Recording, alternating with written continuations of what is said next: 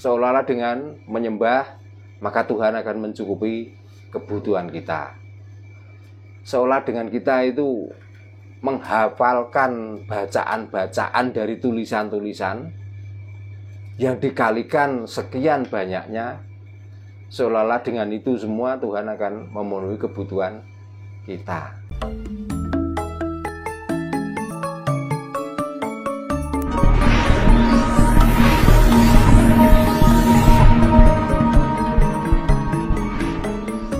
Selamat malam, selamat berjumpa kembali setiap minggu malam Senin dengan belajar Kawruh Jawa di tempat yang sama.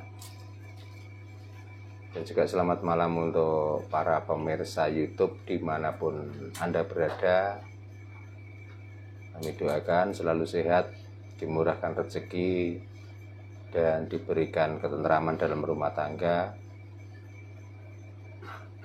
Keluarganya diberikan kebahagiaan tentang menjalani hidup di dunia ini. Dan salam rahayu, rahayu, rahayu sagung dumadi, rahayu sagung tumitah, rahayu ingkang pinanggih. Untuk menjawab pertanyaan dari admin tadi tentang konsep Kapitan Jawa dengan kasunyatannya. Memang Jawa itu sebenarnya mengajarkan pada kita dengan konsep kapitayan dan kasunyatannya. Itulah didikan para leluhur kita supaya kita itu mencapai kesadaran yang sangat tinggi. Ya, karena ketuhanan pun tanpa kita itu mempunyai kesadaran yang sangat tinggi, sulit untuk mencapai ketuhanan itu. Dan untuk mendukung supaya kita itu mencapai tentang ketuhanan, maka kita dengan membuktikan atau kita buktikan dengan kasunyatan. Kasunyatan itu artinya bisa diomongkan, bisa dirasakan, dan bisa dilihatnya juga. Itulah konsep tentang ketuhanan yang berkapitayan. Setelah berkapitayan kita bisa berkasunyatan. Itu. Jadi saya ulang-ulang beberapa kali bahwa orang yang berkapitayan dan untuk mewujudkan kasunyatan adalah kita harus bertuhan. Nah, maka dengan kata-kata Tuhan, kalau kita itu menganggapnya Tuhan itu yang di sini, yang di sana, yang begini dan begitu, itu belum masuk ke tataran Tuhan itu. Atau termasuk orang yang belum berketuhanan yang sebenarnya. Tapi dikala kita itu sudah mencapai kesadaran yang sangat tinggi dengan kapitayannya, cara berketuhanan sehingga kita bisa melihat kasunyatannya, adalah di saat kita itu bisa memenuhi kebutuhan hidup ini seutuhnya. Itulah kita bisa dikategorikan atau digolongkan pada orang-orang yang sudah bertuhan, yang sudah berkapitayan, dan sudah mengetahui dengan kasunyatan. Jadi garis besarnya bahwa orang yang untuk mencapai ketuhanan itu dikala kita itu sudah bisa mencukupi tentang urusan lahir dan batin kita. Jadi Tuhan dari kata kebutuhan. Gitu. Makanya kita mau ngomong beriman, kita mau ngomong apalah yang ada sangkut pautnya dengan Tuhan, tapi hidup kita tidak terpenuhi dengan kebutuhannya, apa yang terjadi? Mengeluh, bahkan sampai curiga dengan Tuhan, bahkan kadang-kadang ragu dengan Tuhan itu sendiri. Masalahnya apa? Kita sudah terlalu kenyang, terdogma tentang ketuhanan itu. Seolah-olah dengan menyembah, maka Tuhan akan mencukupi kebutuhan kita. Seolah dengan kita itu menghafalkan bacaan-bacaan dari tulisan-tulisan yang dikalikan sekian banyaknya, seolah-olah dengan itu semua Tuhan akan memenuhi kebutuhan kita. Tapi ternyata setelah kita itu melakukan dengan dogma seperti itu, karena dogma adalah artinya kita harus percaya, walaupun apa yang kita percayai sendiri itu sebenarnya nggak jelas. Itulah dogma. Masih katanya. Iya. Nah setelah di dogma kita didoktrin. Setelah kita itu dipaksa untuk mempercayai hal yang sebenarnya tidak bisa diwujudkan, tidak dijawantahkan, kita mau tidak mau harus mengerjakan. Setelah kita percayai dan setelah kita kerjakan, tiba-tiba tidak ada hasilnya. Dengan kejengkelan cara kita berpikir dan kedangkalan cara kita berangan-angan, dengan kejengkelan kita berangan-angan dan kedangkalan cara kita berpikir, kadang-kadang menghakimi dirinya sendiri bahwa Tuhan belum memberikan, kita harus sabar. Nah ini orang yang berketuhanan model apa?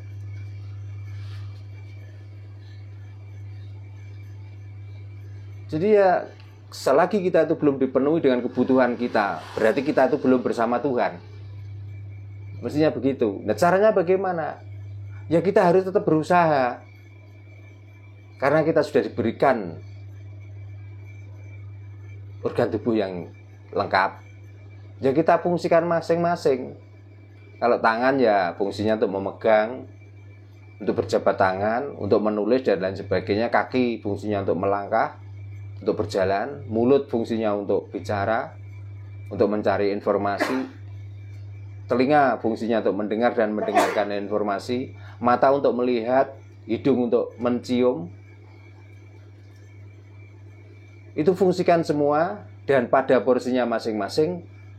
Saya yakin tidak akan mungkin setelah itu difungsikan semua dan dilakukan sesuai dengan kodratnya masing-masing, maka dari situlah baru kita itu akan mendapatkan sesuatu itu akan memenuhi kebutuhan kita sendiri. Ya itulah orang yang bertuhan.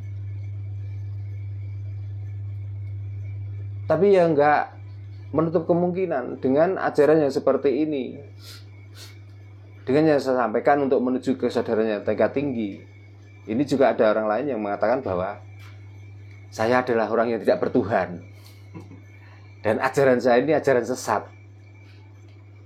Padahal sudah sering sekali saya sampaikan, orang pelaku agama, orang yang menganut agama itu sebenarnya semuanya orang sesat. Kalau nggak sesat nggak mungkin beragama. Itu loh.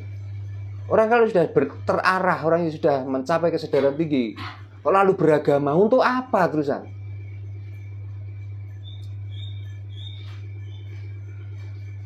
Kan nggak mungkin. Secara logika kan nggak mungkin orang yang sudah mempunyai sepeda motor atau pengen sepeda motor lagi.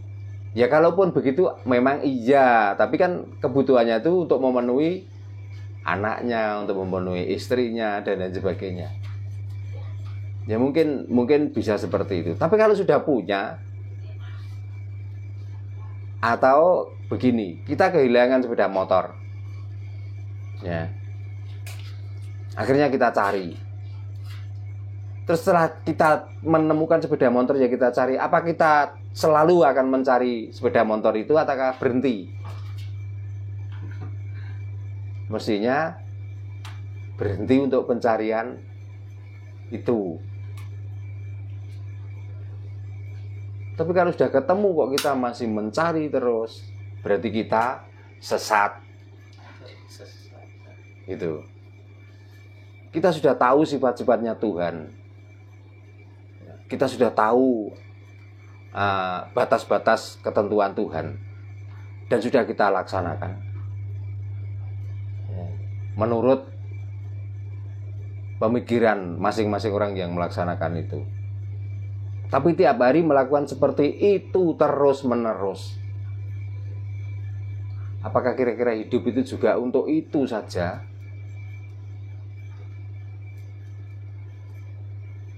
Kenapa tidak memikirkan yang lain?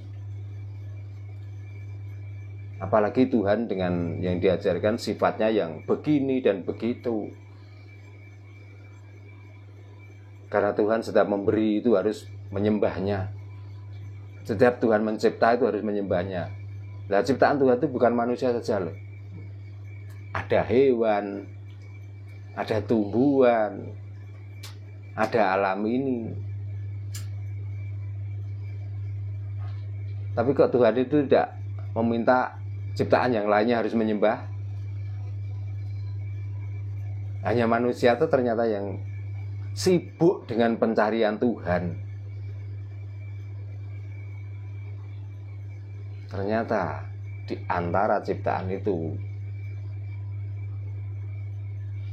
yang sangat beregois tinggi adalah manusia itu sendiri. Maka dari keegoisan manusia itulah sehingga menciptakan agama, menciptakan Tuhan, menciptakan malaikat, menciptakan dewa, menciptakan yang lainnya, seolah-olah itu semua adalah kebenaran. Padahal belum tentu bahwa itu adalah kebenaran. Gitu loh. Nah, kebenaran yang hakiki gimana? Kalau bahasa Jawa, mari, karena kita itu sudah hidup dan kita sudah mempunyai pemikiran yang luar biasa dan kita sudah bisa merasakan dengan anganan kita.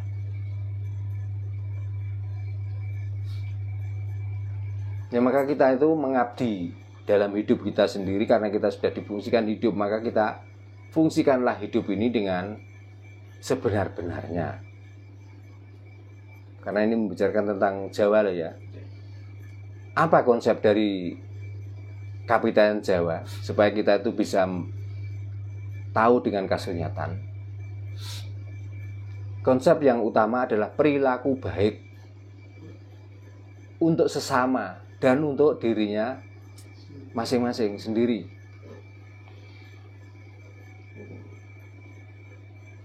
Caranya bagaimana? Caranya ya supaya kita itu bisa berbaik pada diri kita sendiri. Makanya di saat siang hari panas kita pakai baju, di saat malam hari dingin kita juga pakai baju atau selimut. Untuk apa? Untuk menjaga hidup kita sendiri gitu loh.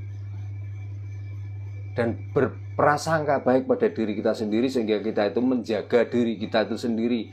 Ya, itulah bentuk pengabdian kita, bentuk sembah kita pada Gusti ingkang akarya jagat lan Gusti ingkang akarya jasad. Itu tentang kapitayan dan tentang kasunyatannya. Ya, karena kasunyatan ini kalau diwedhar di samping rumit dan membutuhkan waktu yang sangat panjang. Yang kedua tentang dewa atau dari bahasa agama malaikat lah katakan, atau tentang yang gaib.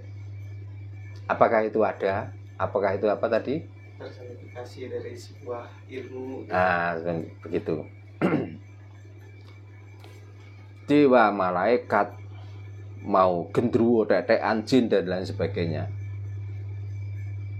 Kalau dibilang ada, memang itu ada. Tapi kalau dibilang itu tidak ada, juga sebenarnya itu tidak ada. Yang mengadakan juga kita sendiri, yang tidak adakan juga kita sendiri. Gitu loh. Karena sudah dari beberapa kepercayaan juga menyatakan bahwa manusia itulah ciptaan yang paling sempurna. Makanya yang lain itu termasuk yang tidak sempurna. Nah, sempurnanya ya karena kita itu yang egois itu tadi. Karena keegoisan kita itu lagi akhirnya. Maka seolah-olah dengan kita tidak makan, karena dengan tidak tidur, lalu kita berhalusinasi. Kemarin-kemarin juga sudah pernah saya bahas. Jangankan malaikat yang benar, jangankan dewa yang benar. Bahkan sampai ada daun pun yang patah dari pohonnya, ditiup angin dengan melambai-lambai mau jatuh ke tanah, dengan kehalusinasian kita yang tingkat tinggi, lalu kita menyangka bahwa itu adalah dewa, bahwa itu adalah malaikat, bahwa itu adalah pengejawantahan dari leluhur. Wis apa sajalah cara menamainya. Padahal orang yang melihat seperti itu kadang-kadang belum yakin bahwa itu apakah dewa, apakah itu malaikat, apa itu leluhur. Belum tentu, tapi sudah berani memastikan, bahkan belum tentu antara tiga ini apakah itu diantaranya nama itu benar, tapi sudah berani meyakinkan bahwa itu sebenarnya yang datang adalah dewa, itu yang datang adalah malaikat, itu yang datang adalah leluhur. Begitu dan seterusnya.